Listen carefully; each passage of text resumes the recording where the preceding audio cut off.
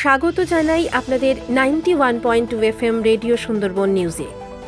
আসন্ন বিধানসভা নির্বাচনের মিনাখা বিধানসভার বিজেপি প্রার্থী রুদ্রেন্দ্র পাত্র উপস্থিত তার নির্বাচনী প্রচারে দক্ষিণ আখড়াতলায়।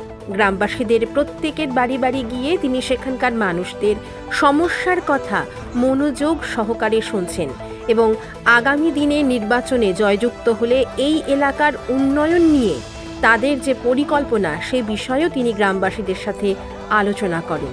এমন নিত্য নতুন আসন্ন বিধানসভা নির্বাচনের আপডেট পেতে অবশ্যই আপনাকে চোখ রাখতে হবে 91.2 FM রেডিও সুন্দরবন। আপনি আজ প্রচারে বেরিয়েছেন, জনগণের থেকে কেমন সাড়া পাচ্ছেন? জনগণের অসীম সাড়া, শুধুমাত্র সময়ের অপেক্ষা। তৃণমূল কংগ্রেস আর নেই।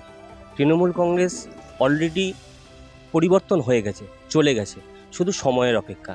জনগণ চাইছে চৌঠা মেয়ে পরিত্রাণ চাইছে, জনগণ বাঁচতে চাইছে। তো আপনারা বলেন আপনারা তৃণমূলকে সরাতে চান, তবে যারা দুর্নীতি করলো, এক কথায় বলতে গেলে যারা তৃণমূলের চোর, তারা কি করে ছাড়া পেয়ে গেল? দেখুন, কেউ ছাড়া পায়নি, সবাই জামিনে আছে, হাইকোর্টে, সুপ্রিম কোর্টে বিচারাধীন। তাই বিচার ব্যবস্থার প্রতি আমাদের সম্পূর্ণ আস্থা আছে। পাশাপাশি এও বলতে পারি, তৃণমূল কংগ্রেসের প্রশাসনিক তাদেরকে বিভিন্নভাবে তাদের দুর্নীতিকে ঢাকার চেষ্টা করছে। সেই জন্য রায় আসতে দেরি হচ্ছে।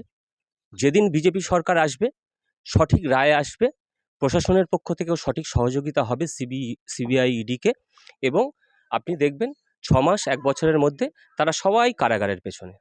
আপনারা বলেছেন ভাতা 1,500 থেকে 3,000 করবেন, কিন্তু যারা শিক্ষিত ছেলে মেয়ে বেকারত্বের জন্য আপনারা কি ভেবেছেন? বেকারত্বের জন্য আমরা প্রতি বছর এসএসসি হবে, প্রত্যেকটা সরকারি ইয়েতে যারা নিয়োগ হয়নি সেটা আমরা বলেছি 1 বছরের মধ্যে তার পরীক্ষা আমরা করাবো, করে সমস্ত শিক্ষিত বেকার ছেলেরা যাতে চাকরি পায় তার ব্যবস্থা করব। পাশাপাশি আমাদের সবচেয়ে বেশি লক্ষ্য থাকবে যে পশ্চিমবাংলায় শিল্প কলকারখানা প্রতিষ্ঠা করা, এবং তার মাধ্যমে আমাদের রাজ্যের বিভিন্ন জায়গায় যে প্রায় 80 লক্ষ মতো ছেলেমেয়ে বাইরে আছে, তাদেরকে ফিরিয়ে নিয়ে এসে তারা যাতে পশ্চিমবাংলায় কাজ করতে পারে, তারা যাতে মায়ের হাতে দুটো ভাত খেতে পারে, তারা যাতে স্ত্রীর সঙ্গে দুটো গল্প করতে পারে, তারা যাতে তাদের সন্তানের মুখটা প্রতিদিন দেখতে পায়, সে ব্যবস্থা আমরা করব। এই মিনাখা বিধানসভায় জয়যুক্ত হলে এখানে মানুষের জনকল্যাণের জন্য নতুনত্ব উন্নয়নের কথা কি ভেবেছেন আপনি? জয়যুক্ত হলে নয়, মিনাখা বিধানসভা বিজেপি জিতছে, পদ্মফুল জিতছে। আর মিনাখা বিধানসভাকে সুন্দরবনের মধ্যে সবচেয়ে কাছাকাছি এবং বাসন্তী রোডের উপরেই মিনাখা বিধানসভা ভৌগোলিকভাবে একটা খুব ভালো জায়গায় আছে, কিন্তু সেই মিনাখা বিধানসভার চরিত্রকেই নষ্ট করে দেওয়া হয়েছে। এখানে শিক্ষা ব্যবস্থাকে শেষ করা হয়েছে, এখানকার স্বাস্থ্য ব্যবস্থাকে শেষ করা হয়েছে, এখানকার প্রশাসনিক সমস্ত সিস্টেমকে শেষ করে দেওয়া হয়েছে। সাধারণ মানুষের নাগরিকত্ব, মানে সঠিকভাবে কথা বলবে সেই শেষ করে দেওয়া হয়েছে। এবং মোহনপুরে হচ্ছে একটা ব্রিজের দরকার, মালঞ্চে রাস্তা সম্প্রসারণের দরকার।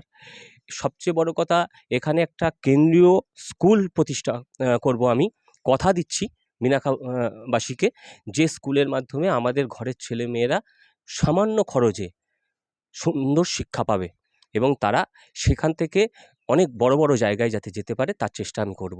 শিক্ষা, স্বাস্থ্য এবং অর্থনৈতিক দিক দিয়ে মিনাখা বিধানসভাকে সমৃদ্ধশালী করাই আমার লক্ষ্য। ধন্যবাদ স্যার আপনাকে।